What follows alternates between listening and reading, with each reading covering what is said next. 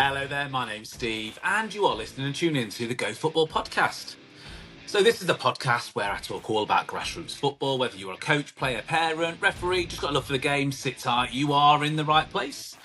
So on the episode this week, we're on number 38, and this time we're going to be doing something which doesn't get discussed too much, I don't think it does anyway. We're going to be talking about the mental side of the game for grassroots players. So let's cue the whistle and let's get into it. So, mental side of the game, that's what we're going to be talking about today. However, if anyone has been listening to the podcast for a while, they will know that there used to be a section of the podcast which was called On the Pitch. Now, I'm starting with On the Pitch this time, okay, because I've got a couple of interesting things to say just regarding a couple of games that have been done over the last few weeks. So, I'm going to tell you about some of these. Now, first one, Cup game, under 13s. This was when I was refereeing. So, yeah, I'm refereeing under 13s Cup game. It's a local derby. I love local derbies. I think that they're great, especially as most of the players are going to mix at some point in probably older age groups, especially the ones that go on to continue to play into their sort of later teenagers, aren't they? Anyway, just a real quick one on this. So I am refereeing the game. Now, you've got to remember these are under 13s. Now, that is, for me, an educational game. I know it's competitive. I understand that. So anyone thinking that I'm not saying that it's competitive, that's not what I'm saying. What I am saying, really, is that with this game, you've got to be able to educate as well. Sometimes referees are able to educate just as much as coaches, because coaches should do a good job, but you're not able to do everything all of the time. About 10 minutes in, this one lad on the side goes for what I can only describe as a leg breaking move, but not near anyone. So he just 2-foot tackle about 3 foot away from where a player was. Now, honestly, I was on the middle of the pitch at the time as well. Looked across, saw him take the 2-footed. It was like a drop kick. Honestly, it was like the weirdest thing I've seen from a 12-year-old, really. Yeah, it just goes for it. So I'm thinking, oh, do you know what? I can't let him do that again as well. Time to educate. So blows the whistle, calls him over, has the little chat with him as well as to saying, honestly, what do you think's going to happen if you do that to someone? Honestly, when I was in the middle of the pitch, all of the parents sucked that much air off the side of the pitch. Honestly, I thought that some of us might faint. It was that bad. But the way to go through it is, someone makes a silly decision like that as two, and you got to remember they're like 11, 12, or maybe 13 at a push as well, depending if they're playing up a year or not. It's time to educate. All right, better to educate on the pitch than not. Okay, so I showed him, look, reds and yellows. What's going to happen if it hits someone? If you're going to do that to someone, he just walked off with a bit of a smile. We had quite a bit of a joke about it as well. But one thing that was really good is that a lot of the parents stayed really calm throughout, just because of how it was dealt with. Because we just dealt with him, getting him to come over, not quite laughing a joke with it as well, but we had to make it in an educational way of like, look, someone could get really hurt by doing that. What do you think you're doing? I made a bit of a joke about a WWE drop kick during that too, just so that it was just that I got my point across a little bit better, and I got the attention of the player too. So that's the first one that I had. Second one as well, another local derby, refereed a local derby. Now this was a Town versus a United, under 18s, in a cup game. Now these two teams as well, they've played 3 times. I think, no, sorry, this was the 3rd time they were playing this season, which, happens. I know it's like we only just hit October, but yep, sometimes does happen. First minute, there's a goal. 5 minutes in, it's 2-0. Ends up half time at 2-2. And then we get this. Second half, goal by the team that were losing in the first half as well. Ends up 8-2. And there's about 10 minutes to go. And all I've got from players, bear in mind, these would be 18-year-olds, probably a couple of 16-year-olds in there too.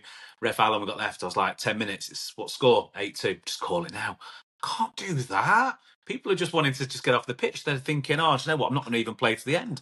I was like, lads, I'm not blowing the whistle. We're playing the full time here, okay? So you can keep on playing because I want to get right to the end of the game. But for any referees or any coaches as well, have you ever got into a game and just thought, nah, just call it now? Because I've had that a few times where it's been like heavy defeats, or there's been a big lead in the game, and the players have kind of said, and sometimes the coaches have even said, like, let's go off. In fact, there was one game that I did last season. I might have talked about it in one of the earlier podcasts, really, about one of the managers asking all his players to sit down and pretend that they were injured. but he shouted it onto the pitch, so we all knew they weren't injured, and all the players looked across. Bear in mind, this was like an under-17s game.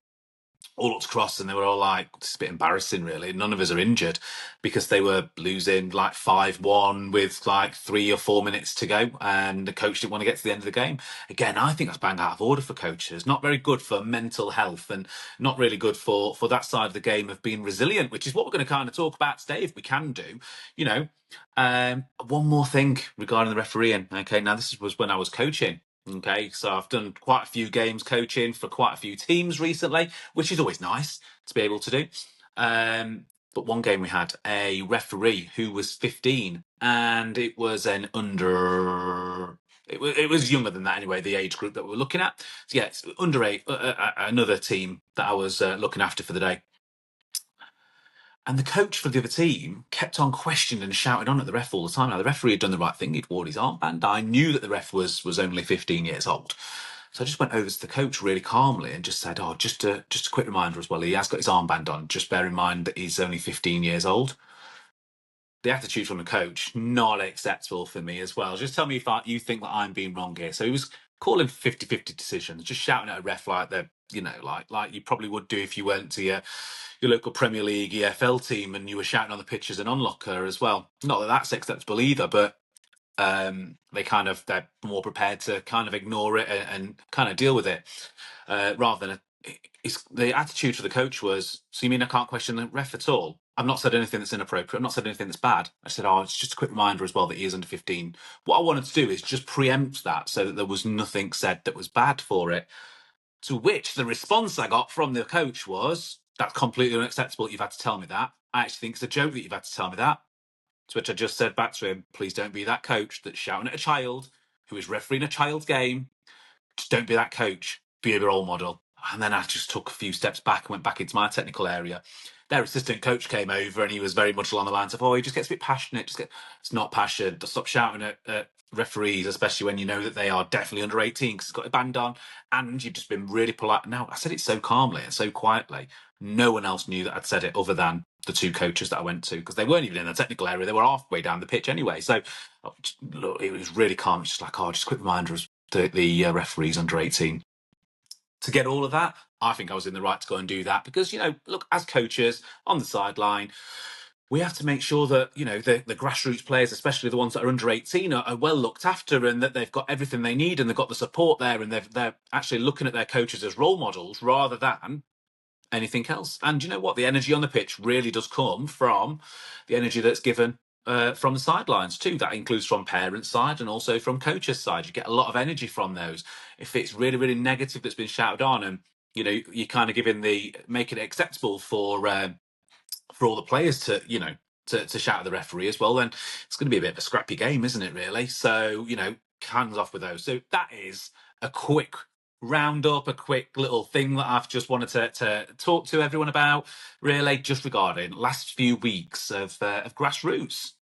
So the reason why I wanted to do this one, just regarding the mental side of the game, really, it was actually a bit of an idea from the last episode. Now, anyone who hasn't watched the last episode of Go Football podcast as well, Chris from the Scouting Game was on, and he was amazing. And a lot of people have messaged to say, great episode, love that episode, Steve. That was probably one of the best ones that you've done. I agree. Chris was one of the stars of the show. However, I've had some really good guests on as well. I've had Emma on as well. I've had Kev on.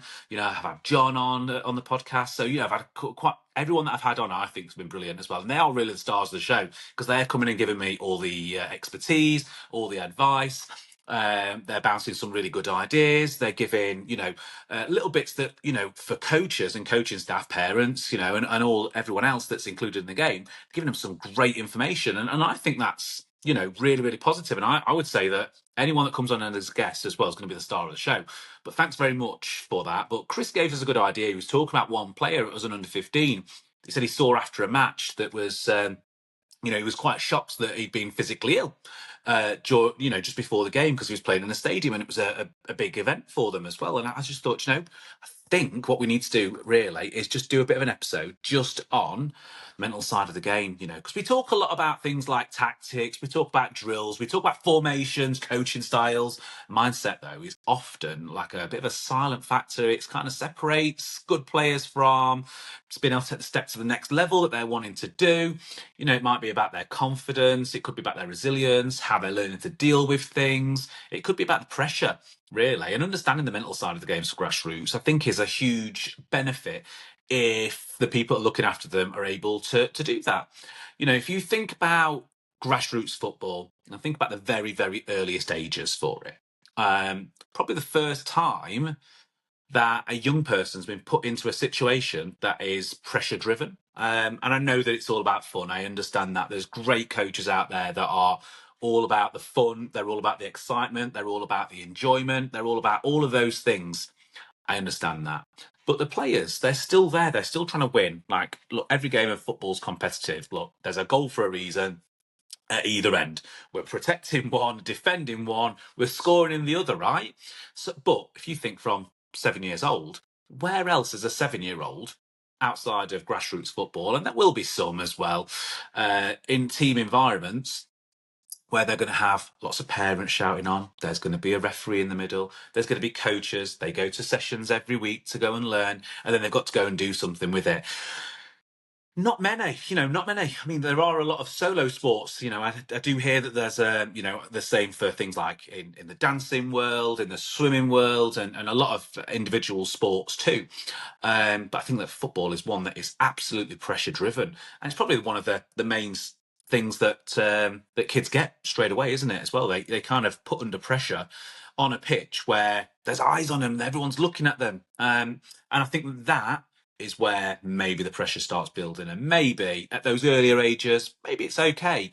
But it doesn't take a long time, and it doesn't take a lot, really, for a couple of things to sort of like creeping in with mindset. Confidence can sometimes be quite fragile with young children, especially if they're small. Like a small setback for a child, can break a player's spirits. It can, it can stop their fueling their growth. It can, really depend on a lot of different things for them, really. And I think that the environment that they're in needs to be really, really supported in those, because, a small setback for a child, maybe they go in a game and maybe they miss 3 or 4 really good chances at goal, where in training they're absolutely putting it in the back of the net, and then in these ones they're not. And that can really, really affect how they probably go into training next, how much they are going to be able to enjoy the game, what their experiences of that game, are they still falling in love, all of those different things. It can really make a massive, massive difference to their mindset. So, there's a number of things that we can probably do as coaches and as parents, and obviously we want to be able to protect children there. I think they are put into, like I say, they are put into that little boiling pot where eyes are on them all the way through. Now, where does that pressure come from, really? Does it come from children at the very youngest of ages? Probably not. They're just there. I've said this before. One of my favourite clips on the internet is the little boy that runs over to his mum and his mum says, how's the game going? And he says, I'm having the best time of my life. Like, I didn't even see him kick a ball as well, but he just ran over to say that. There will be some children that turn up for that, and they're the very youngest, very earliest ages. Especially if they are, it's their first couple of games. Maybe this is their first season this year. But, I think that some of the pressure can start building from that. It's shoot, it's pass, it's score, it's all the things that you hear from the sidelines as well. We have to remember that, small minds, a little bit precious, but they are also like sponges. They're picking everything up. And how are some players able to deal with some of the pressure that they've got? Well, it's very, very hard, isn't it? You've got to think that there is different age limitations to this too. We've got to think, and I know we did a podcast a few ago about this as well, looking at chronological ages and maturity and those kind of things. The thing is that a lot of players, they are going to emotionally and mentally develop at different paces in your age groups. So you might have a group of under 13s. You've got some that are way more mature, and you've got some that are way more older. Then they're chronologically probably going to be a lot older than some of them anyway, just with how the years work with us as well. But also maturity is probably going to be the biggest at those age groups where they have their growth spurts and when they start growing and start developing too. You know, you've got to think that if that is the case, then that is also going to affect their mental maturity. You know, their mental maturity of being able to understand that things are right, things are wrong. You know, how much pressure they put on themselves, and there's an awful lot of young players that put a lot of pressure on themselves. They put a lot of pressure on doing the right thing all the time. You know, how many times do we go to a game and then we see a young player lose the ball and get really angry straight away? You know, it happens. And I'm not saying that losing their kind of temper or getting very angry that they've lost it is a bad thing. I don't think that that is the bad thing. It's how they can react afterwards, and how they're supported afterwards too. You know, if they're supported in a negative way or they don't feel like it, it's probably going to have a negative effect on their development, their growth, and all those kind of things as well. I mean, look at some under eights, for example. Like, we've all been under 8 years old at some point, unless you're 7 years, 6 and 7, listening to this podcast, which is probably because your dad's got it on in the mum or dad's got it on in the car. You know, I've got some under eights that are so confident, like so confident. They're loud and they're literally unfazed by anything. It's literally just like, we're taking shots today, we're dribbling today, we're passing the ball today, and they're just relentless with it. And they're just so confident, and they're talking to the rest of their team as well. They're asking questions, and you know, their resilience is great for anything as well. They miss a shot, no problem. Pass the ball again. I'll take another one. I'll take another one. You know, I didn't get past it on someone on a 1v1. I'll try it again. I'll try it again. I'll try it again. You know, their resilience is great. But then you get the opposite side of that, where some maybe take a season, a few weeks. Maybe you've got a few players in your team now, all age groups really, that are probably a little bit quieter than the rest of the team, probably taking a little bit more time to, you know, get comfortable and speak up within the team. And, you know, and that's okay too. But just think about where their resilience might be too. You know, if they're a little bit quieter and maybe not as confident, and they do 2 or 3 things wrong within a practice or in a game, that could affect the mental side of their game. And sometimes we always have to make sure that doing things wrong in football, it's a decision-based game. There is multiple decisions that you can make every time you get the ball. How many decisions have you got? I can either pass it, I can dribble with it, I can just kick it out, I can keep hold of the ball and stand still, I can shoot, I can do this, you know, there's loads of different things. Then when we think about, like, can we pass? Well, there's lots of players to pass to, lots of directions we can pass into. Do I pass it long? Do I pass it on the floor? Do I pass it high?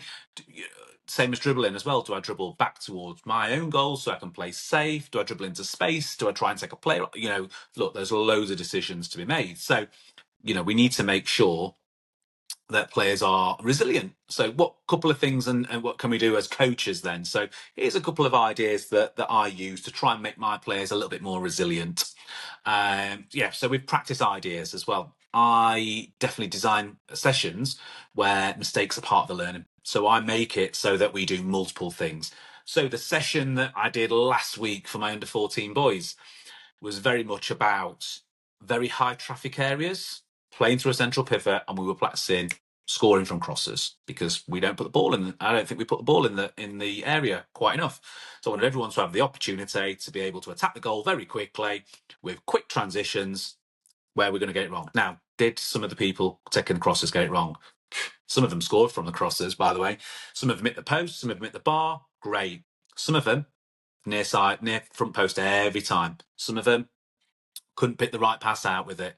Is that right or wrong? Well, we're building resilience up. We did it enough repetitions that everyone got enough practice at turning, at making sure we were playing the ball in the right way, at getting in the box. So we're becoming more resilient, and we didn't punish anyone. No one gets told off if we don't. It is coaching tips. It is, where's the ball going every time? Okay, now we need to get to this area, or we need to do this, or we need to do that. Those kind of things. Sometimes I'll introduce challenges and some scenarios, like, you know, being a goal down, those kind of things, because that way, when we are in a game and we go a goal down, sorry, it doesn't really matter, does it? Because we're already practicing from being a goal down. So being extra resilient there, of, you know, having to think we're going to have to play like we're already losing, because, you know, we've been put at that disadvantage we already are. And I think that's pretty good. You know, limiting touches and making players be able to adapt to different scenarios. I think that's really, really good too. But I think that another thing to also ask, and I ask a lot of my one-to-one sessions that I do, is just encourage some self-reflection. I always ask the players when they turn up, especially the ones that come to see me on a 1v1, how are you game at the weekend? what did you give yourself out of 10? Now, I did have one player who used to give himself like 2 and 3. He used to beat himself up. And honestly, he's a great player. I honestly can't believe why you would give him is those kind of numbers. But when I'm talking to him, I said, like, well, what happened in the game? Why'd you give yourself a 2 or 3? Oh, well, this happened, that happened, this happened, that happened. Tell me about the good things that happened. Oh, yeah, well, I scored. What? So you're giving yourself a 3 and you scored. Okay, did you manage 1v1s with someone? Yeah, manage 1v1s. Did you defend well? Yeah. How did the team do? Well, we won. Okay, went over and spoke to his dad. Like, he's giving himself a 3 as well. What happened at this game that he's not telling me? Honestly, he's just beating himself up. He made a couple of mistakes in the game, beating himself up. So we had a chat, probably 30 minutes worth of chat after the 1v1 because we just had time. We were just talking through those and we were doing things like, look, we're looking at celebrating small wins. Winnings, not just scoring a goal and winning the game. That's not the only way to win at football, especially in the development ages for children. It was very much along the lines of what happened that was good. I went past players. I did 1v1s. No one could get near me. I was able to turn out of trouble. I switched the ball very quickly as well. Got us out of traffic as well. Put us in some great opportunities. Did you make any assists? Yeah. I put some assists in for some really good opportunities. Did they score? No. Doesn't matter. Okay. Did you do the right thing by putting the player in? Yes, I did. Okay, so start giving yourself a bit more credit for the things that you're doing then. And sometimes celebrating those small wins can really change the mindset of some players. And sometimes it can be the difference between how their attitude of when they turn up next time to the time that they've just done it. Again, really, really good to be able to do those things. And I find it really positive to doing it. But you've got to think who else can affect the mental game and the mental side of the game. So the parent role as well. The parent role, really, for the mental side of the game is massive, absolutely massive. You're the ones that are in the car with them at the end, driving them back as well, talking through them as well. So, but could you be one of the biggest influencers? Could that be good or bad? So I think that the best way to deal with most players is be open and let them speak first. Okay, if you let them speak first, you'll get a good gauge on how they thought the game went, what they think they did right, what they thought they did wrong, and you'll be able to either encourage or you'll be able to guide from what they've said from there. I think that that's probably the best way to deal with that. We've all seen kids that have been like shut down with negative comments from the sideline. But on the flip side of that, obviously, for every time that you've probably heard something negative, you probably hear parents saying really positive, reinforcing. And I always talk about positive reinforcement as well, and also support, letting kids figure things out for themselves and build their own confidence, really, and letting them know that, look, if they are beating themselves up over 1 or 2 decisions that they made in a game, maybe just remind them of the 10, 11, 12 good things that they did do in the game too. Whether that was a massive recovery run that, broke up play, or whether that was feeding the ball out wide so that we could get the ball in the box quickly, or, an assist that went through that maybe we didn't get a goal at the end of it, but that's still the right decision and good decision making. I think your parents that are listening to the reactions after the game as well, you realise, some of the best things that I've heard parents ever say, and especially from what a lot of young players have ever said to me before, is one of the key sentences that you can always say to your kids are, I love watching you play football today. I think that's all they really want to do. I think that is way more powerful than kind of any tactical analysis that you've got as a parent on the way home. Bear in mind that sometimes you won't even spoke to the coach and know if he had any tactics or didn't have any tactics or anything along those lines. But, just remember that sentence as well. I loved watching you play football today. It's way more powerful than any tactical advice that you've got, any more advice regarding their game or anything else, because the power of being able to say that means that they know that you've got their back and that you're on their side. And I think that's really, really one of the most biggest things that you can say to any player that's actually come off the pitch, especially if they come off from a loss, but works equally as good if you're winning, doesn't it? If they've just come off and they've had a nice win or an unexpected win, maybe, still saying those words as well. I love watching you play football today is really, really powerful. And for the mental side of the game for players, absolutely elite. We don't use the word elite too much, do we, anymore? So, look, at grassroots level, the goal really should be all about development. We're not looking to have domination on there or anything like that. Yes, winning is fun, but teaching players to enjoy the game, embrace mistakes if they make mistakes, focus on learning, building like long-term success. They're the more important things. Even if you were to be an elite level player, you're at a professional academy, a Cat 1 academy, you're still going to make mistakes in the games. Still going to be learning, still going to be developing. Yes, there's going to be challenge after challenge after challenge. There always is. With grassroots football, there is always a challenge. Sometimes, like we've just had Storm Amy go by, sometimes it's a challenge to just get a pitch that's not flooded or not got any problems with it. Or we've got wind. Well, gosh, the wind this week. I mean, look, sometimes there's loads of challenges, and there's loads of challenges for young players too. But let's just remind them that, we're there for development. They're there, and like I said, that they're there for fun, really, for enjoying the game. Winning is more fun. I agree. Winning is always more fun than losing, but it's not the only measure of how well someone's doing, and also helping someone with their mental side of their game, because the mental side of the game is really important for a lot of players. Sometimes people can just get that mental block, and getting out of that mental block is sometimes difficult. Best way for players to be able to do it at grassroots level, for coaches, we've talked about a couple of options that you can use for those. So, just encouraging some practices, some drills, some games that encourage mistakes so that we can learn from those. Maybe put in teams at a disadvantage so the resilience comes up. Maybe they are 2 or 3 goals behind. To start off with in some practices. Maybe we're outnumbering people so that they're getting used to the overloads all the time of, pressure.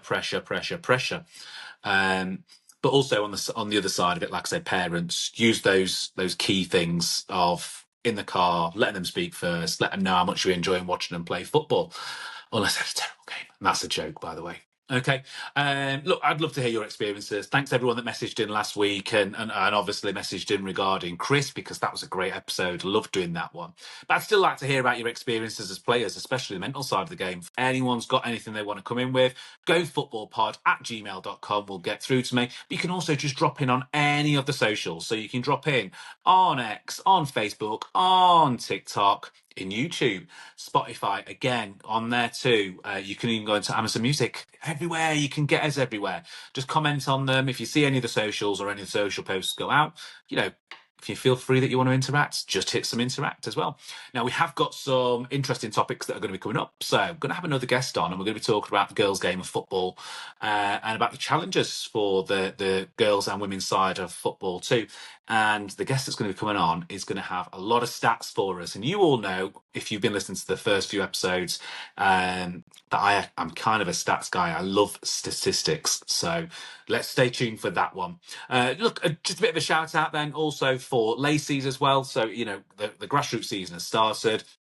If you want to head over to Lacey's, that would be great. Don't forget that when you do get there as well, just use use the code of GoFootballPod. You get 10% off of your products at Lacey's. So if you've been tying shoelaces or shoelaces been coming undone partway through the game, head over there. You get the best bands that you can get straight over your feet. Still tie your shoelaces, but they just won't come undone anymore. Until next time, thanks very much. Remember, look, just keep it fun, keep it nice and respectful, and let's see you on episode 39 next week.